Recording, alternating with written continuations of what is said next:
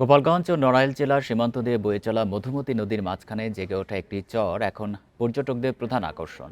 সামাজিক যোগাযোগ মাধ্যমের কল্যাণে মিনি কক্সবাজার পরিচিতি পাওয়া এই স্পটের মনোরম দৃশ্য দেখতে প্রতিদিন ভিড় করছেন হাজারো মানুষ।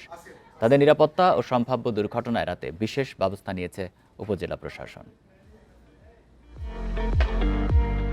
বিস্তীর্ণ জলরাশির মাঝে জেগে ওঠা এক টুকরো মরুদ্বীপ, চারদিকে স্বচ্ছ পানি আর মাঝখানে বিশাল বালুচরের দৃশ্য সমুদ্র সৈকতের কথা মনে করিয়ে দিলেও এটি আসলে গোপালগঞ্জের মধুমতি নদী।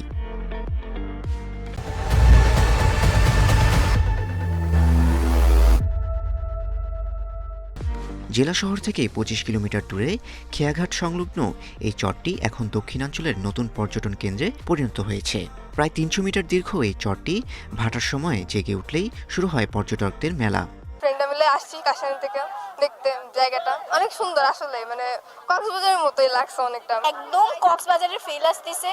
মানে কল্পনা নিকটে যে এরকম একটা জায়গা আছে, মানে কল্পনা বাইরে ছিল। আমরা অনেক ফান করছি।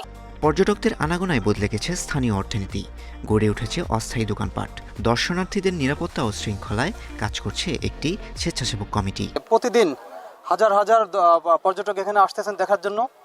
আমরা এতে আনন্দিত এবং আমরা মানুষের সেবা দিয়ে আমরা অনেক খুশি। মিনি কক্সবাজারে নতুন মিনি কক্সবাজার এ জায়গা আসছি, অনেক জায়গাতে লোক আসতেছে, বেচা কেনা ভালোই আসছে।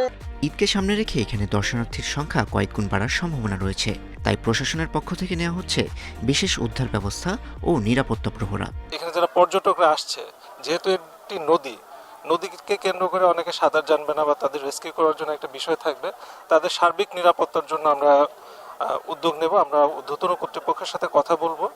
যাতায়াত ব্যবস্থা ও সুযোগ সুবিধা আরও বাড়ানো হলে এই মিনি কক্সবাজার হয়ে উঠতে পারে এই অঞ্চলের অন্যতম সেরা বিনোদন কেন্দ্র, আশা স্থানীয়দের। মাহির সাজিদ, ইন্ডিপেন্ডেন্ট নিউজ।